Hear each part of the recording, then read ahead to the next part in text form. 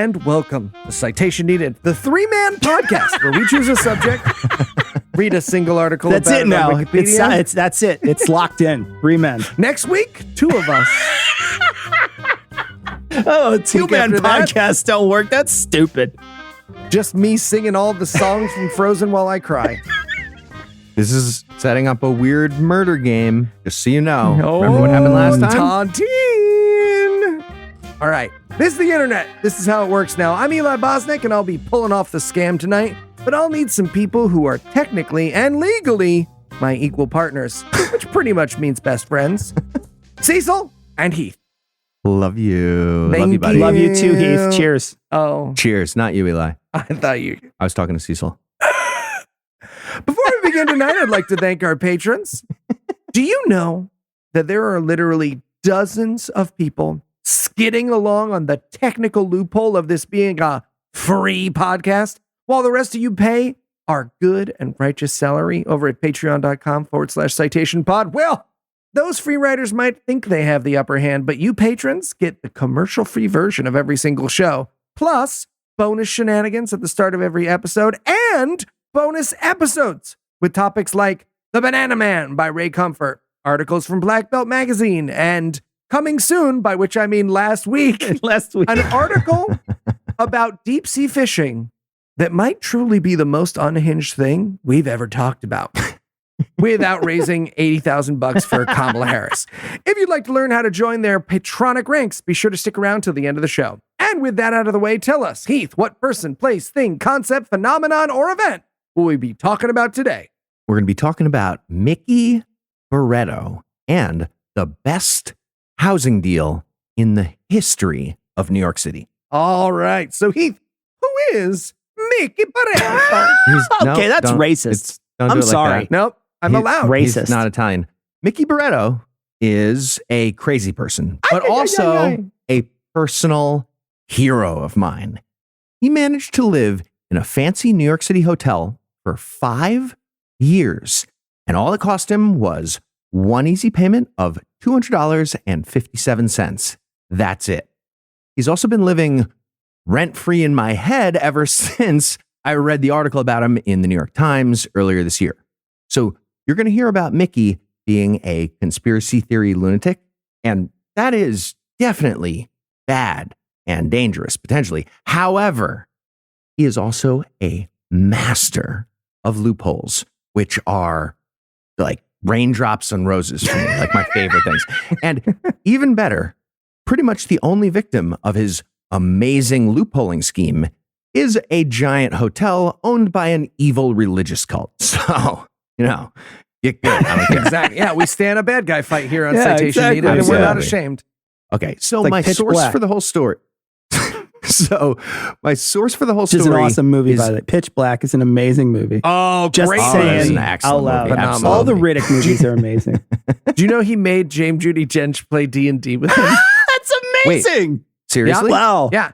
He was like, dude, you had to play What is it? I D&D wonder with what me. it's like for her to be the second best actor in that movie. Yeah. Well, she's always learning. She was growing, The audience, the extras on the DVD, she is suicidal. It's the best. Because it's just like, so, what do you feel about it? And she's just like, what the fuck? How? I did not agree to do extras. I'm sitting in a chair in between takes. You don't get to talk to me. It's the best. Okay, so my source for this whole story is a great article by Matthew Hogg entitled The Hotel Guest Who Wouldn't Leave. There's a link here if you want to check it out. The basic story is pretty simple. In June of 2018, Mickey Barreto checked into the New Yorker Hotel, a posh establishment located on 8th Avenue in Manhattan, right next to Penn Station. He got assigned room 2565 for his one-night stay, and he paid that $200.57. But the next morning, he never checked out. Instead, he spent the next 5 years using insane loopholes to somehow turn the hotel room into his official permanent residence, like legally, sort of, and paying exactly $0 along the way. I feel like a butterfly lands the wrong way on a January 6th insurrectionist, and this is Trump in the White House for the next 4 years. That's right. So before we get into Mickey's amazing shenanigans, I'll give you a quick background on the hotel. It opened in 1930, and it's designed in the Art Deco style that was popular at the time. And it became a popular destination for the rich and famous when they stayed in town. Regulars included Spencer Tracy, Mickey Rooney, citation needed veterans, Joan Crawford, and Fidel Castro. Together. Wow. We don't know that, but we don't not know that either.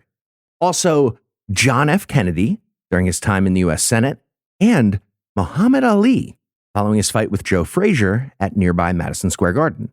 And it was also the home of Nikola Tesla during the final years of his life. According to the New Yorker magazine, thanks to Tesla, the hotel gets 3 kinds of regular guests.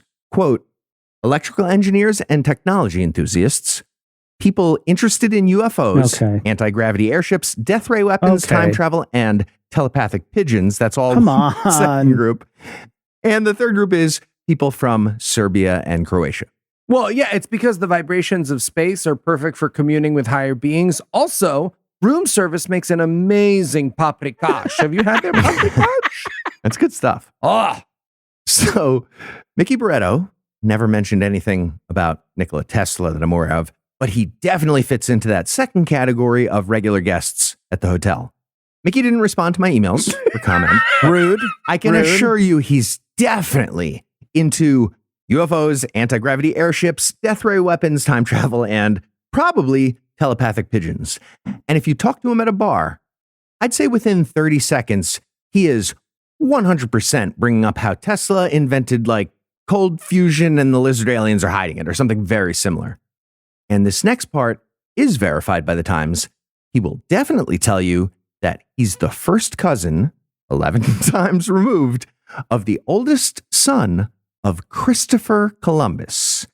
Mickey will not have evidence for any of that beyond, yeah, I Googled it. It's real. I mean, he did colonize this hotel room, so Christopher Columbus does make sense, you know?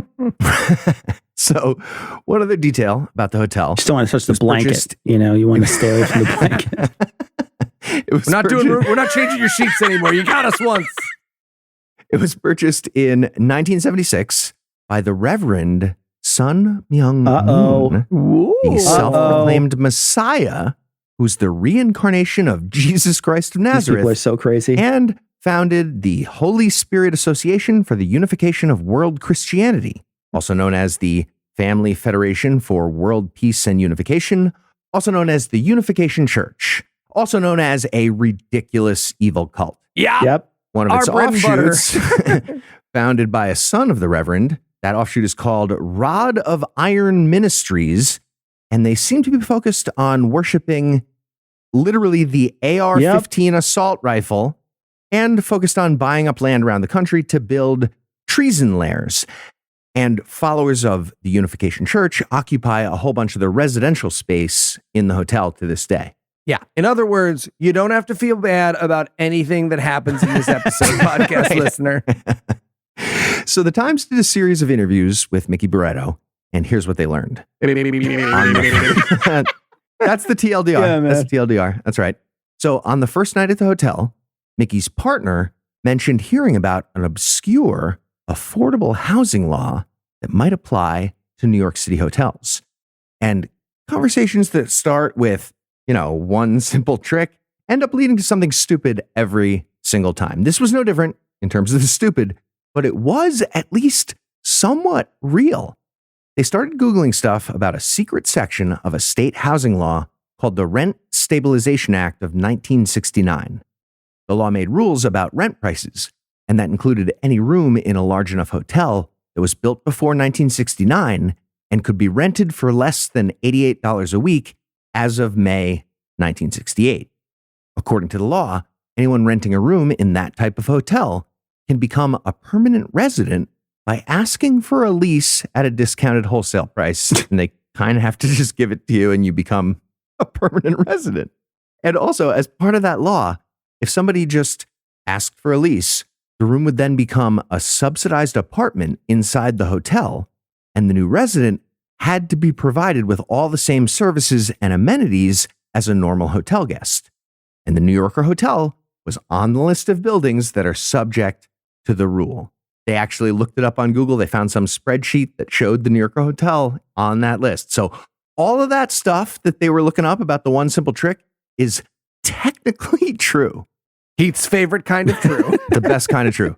So according to Mickey, that first night at the hotel was also the very first moment that he learned about the insane old-timey loophole. He's lying. Yes. He's a liar about that. This was clearly part of a big plan ahead of time. But you can't really prove that other than just using common sense with your face.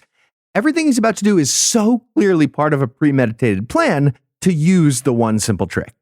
Either way, the next morning, Mickey walks up to the front desk of the hotel and he hands over a letter that says, "I'd like a 6-month lease, please. I live here now." So a very confused staff member reads that letter and calls a manager, naturally. After a brief conversation that probably started with like, "Dude, what?" The front desk person explains to Mickey that the hotel doesn't do leasing on demand and that he'll need to pay for another night or vacate the room. Mickey does neither of those things. So the hotel has to remove all the belongings from the room. And that's when Mickey goes straight to the New York City Housing Court and sues the hotel. Yeah. And as a former resident, I can assure you that New York City Housing Court is not too busy to have their time wasted. This is a great use of public resources, everybody. This is... Yeah. So Mickey arrives at Housing Court on June 22nd of 2018, and he hands them a 3-page affidavit written by hand explaining how he lives at the hotel now and they illegally removed all his stuff from where he legally lives. He cites the 1969 state law and local housing codes and even a court case that allegedly established precedent to back up his claim. And all of that is good enough to get him a hearing. Yeah, it worked. So it's day one of Mickey's lawsuit, and nobody from the hotel shows up to argue against him because, this is fucking absurd. Unfortunately for the hotel, the general truth of, yeah, but that's fucking absurd, doesn't just automatically apply in court. It doesn't, no. It does not, sadly. And the judge rules in favor of Mickey and orders the hotel to give Mickey his apartment back. So Mickey goes back to the hotel and dances his way to the front desk, court order in hand, and makes them give him a key so he can move back into his very official court-ordered home where he lives. And podcast listener, if you're thinking, hey, is the rest of this story going to depend on a judge who very obviously wasn't paying attention one time? Yes. Yep. Yes, That's it the whole is. story. It will very much rely on that. So Mickey and his partner are back in their new apartment that they have, and they're reading over the ruling. It never says the hotel had to provide them a lease. It never mentions a limit on how long they're allowed to stay. And it never says anything about rent being due. But crucially, it does say that Mickey is given, quote, final judgment of possession. And Mickey was very excited by that. So he calls the court to make sure he's understanding correctly. And according to his account, a court official told him, quote, you have possession. Possession. He pointed out that it was said just like that. Continuing the alleged quote from this court person, you're not a renter. You have possession of a building. So now Mickey is even more excited. Yeah. And then the guy said, you're the mayor now, is what he said to me. He said. All right. So Mickey is pretty sure he technically owns an apartment now. And according to New York City law, the ownership of real estate is overseen by the Department of Finance, where they keep a record of every property. So Mickey takes the court order and goes to their office to register his new property. After another insane conversation with a manager, the clerk there explains that hotel ownership isn't split up into rooms like an apartment building is split up into apartments. So you can't just register room 2565 and own it. The hotel has one owner, the LLC of the hotel itself, and it's listed as one single property. So Mickey hears that and he's like, oh yeah, no, cool. That's no problem. I'm going to fill out the paperwork to own the entire building. And he does that. Is there not a single goalie in any of the nets along the way here? They have been pulled long ago, Cecil. Jesus. So, meanwhile, the owners of the hotel are, of course, furious, and they file a lawsuit of their own so they can evict the crazy person who's hijacking a room. At a hearing, the hotel argues that they're exempt from the 1969 law, but the hotel can't find any documentation to prove they had a weekly rate of more than $88, so their lawsuit gets dismissed. I'm sorry, Honor. Now we need proof of things? Now is the time? Now is when that became important, and then the rest of the story for Mickey, it's never. It's just for the hotel. It's kind of great. So Mickey is pretty sure he's the proud owner of, well, something, and the next step is getting a deed. Mickey files for a deed 6 different times, but he keeps getting rejected, mostly on the grounds of, what the fuck are you talking about? After rejection number 6, he argues with a clerk until they tell him he needs to take up the issue with the sheriff's office, which is part of the Department of Finance in New York City. So he gets in touch with the sheriff's deputy and explains that he owns an apartment and or an entire building, but the deed keeps getting rejected. And apparently that deputy helps him file a 7th time, and it works. He gets a deed, and it's a deed for the entire fucking building. On May 17th, 2019, Mickey Barreto's name is officially listed in New York City's real estate records as the owner of a building that has 1.2 million square feet of space called the New Yorker Hotel. Come on. That is Mickey's now. All right. Well, I call up my local courthouse to tell them I was a human being traveling when I got all those parking tickets. And I need to know if they can prove their jurisdiction. We'll take a little break for some apropos of nothing.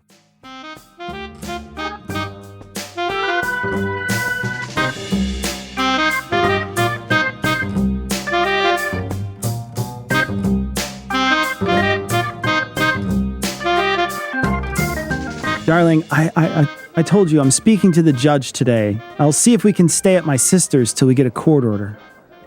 Yeah, okay. All right, love you. Hey. Oh, hi. Sorry, that sounded really tough. Yeah, our heat's been broken for weeks and our landlord won't respond. Plus, we got a new baby, so it's like really dangerous. Terrible. Oh. Yeah, what about you? Oh, I'm doing a shenanigan? I'm sorry, you're doing what?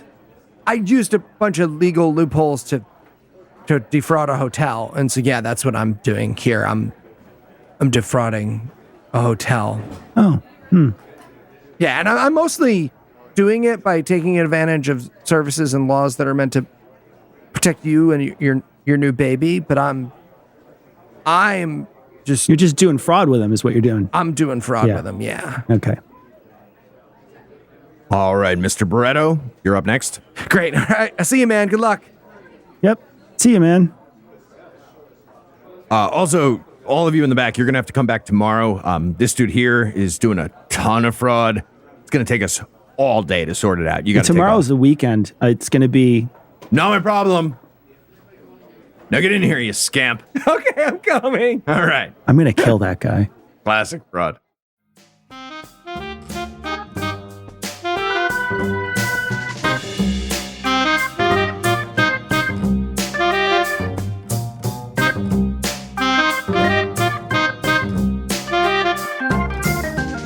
And we're back. When we left off, Mickey was doing housing the way Heath does board games. Unethically. Winning at the moment. Tell us, Heath, what happens next? So Mickey is drunk with power by this point, and he decides to start demanding money from the hotel because they've been earning a bunch of income and never paying him. And of course, he's the owner of the entire building.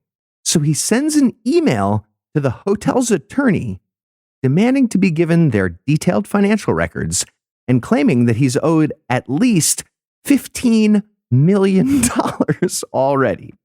The end of that email said, quote, "That payment is past due and is due immediately." Well, Apparently, the hotel's lawyer didn't take that email very seriously, and Mickey did not get any response right away. So a few days later, Mickey sends another email demanding that the hotel clear out the entire 38th floor of all guests. The email said, "I need to do an inspection of the building with my architect ASAP." Man, I feel like so many citation needed episodes have this moment where a subject gets like a fork in the road and it's either be fucking cool, man, or go for broke, and they never settle on the first. They never settle. They wouldn't be on our show God, man, if they be settled. fucking cool, dude. What the There's fuck? 1,000 people out there who settled, and there's no Wikipedia article on them. They're just living in a hotel rent free. Living on a hotel, and then you get them drunk one night at Thanksgiving, and they're like, "Yeah, I'll tell you about the year I lived in a hotel. Yeah, I'll tell you, this is fun. Give me a kiss." All right. So that second email about clearing out the entire 38th floor does get a response.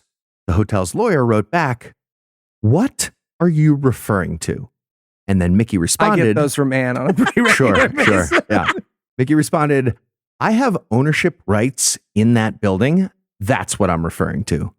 Mickey also added another demand about installing a revolving door at the front entrance of the building, adding, quote, "That area looks like a war zone." I mean, you got squatters coming in here, defrauding your hotel. Yeah. We need to beef up security.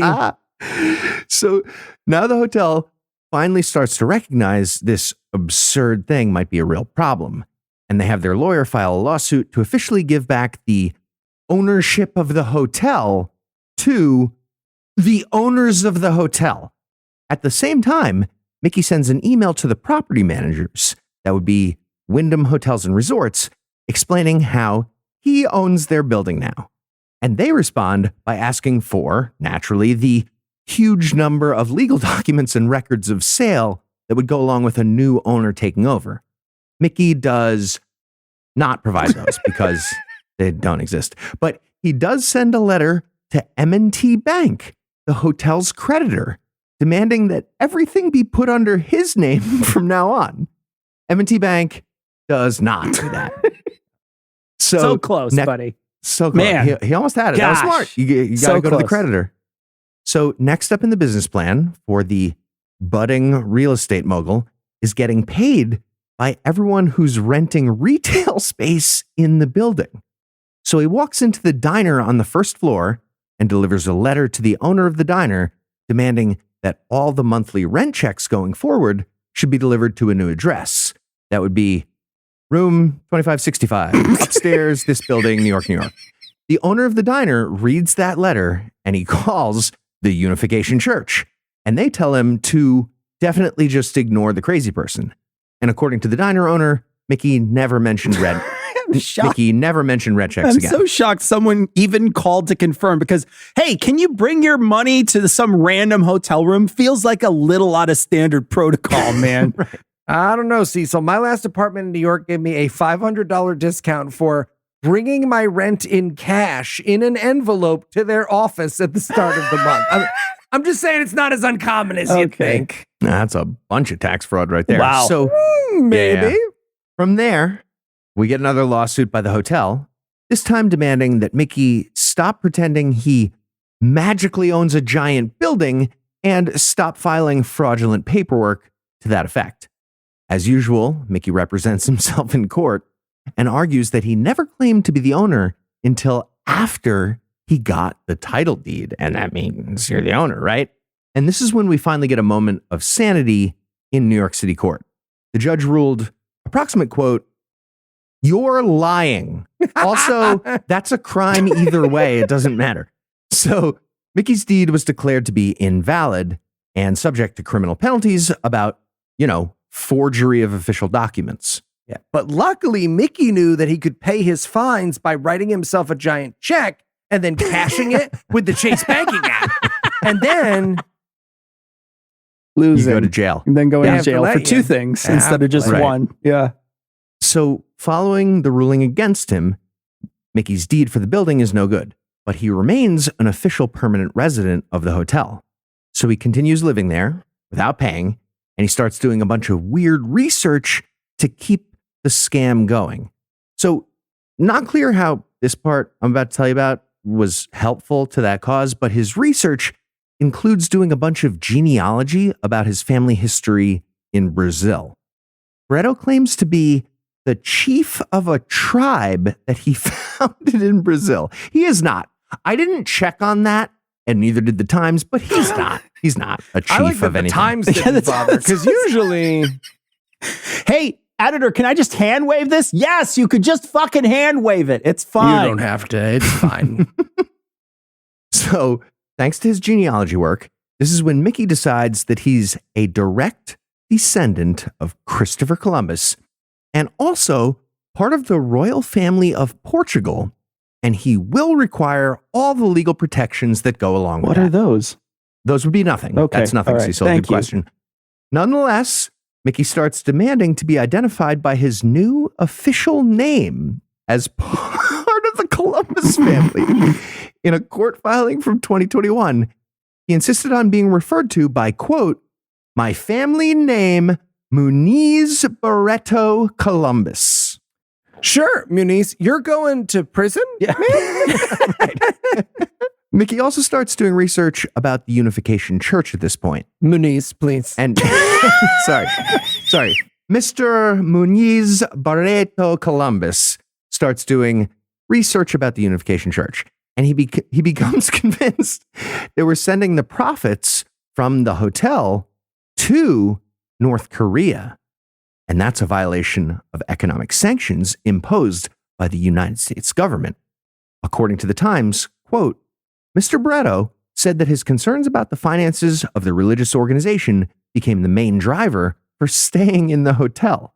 He called it his patriotic duty as an American citizen, likening his efforts to someone having been able to stop one of the hijackers before the 9/11 attacks. So during that same interview with the Times, Barreto also said, quote, sorry, I disrupted your attempt to finance weapons of mass destruction. It's Mickey Barreto versus North Korea. No, the evil organization they're trying to fund was the Moonies, man, not North Korea. Also, his last name being Moonies is kind of funny. I didn't even think of that. Whoa. So you say this belongs to the Moonies? I am the Moonies. I know it's Muniz, but yeah, it's really close. So Mickey's diving into crazy internet rabbit holes, presumably using the hotel's Wi-Fi that he's getting good for free. one, the one you pay for, the fast Right. one. And he still hasn't paid $1 single to the hotel since that first night as a guest.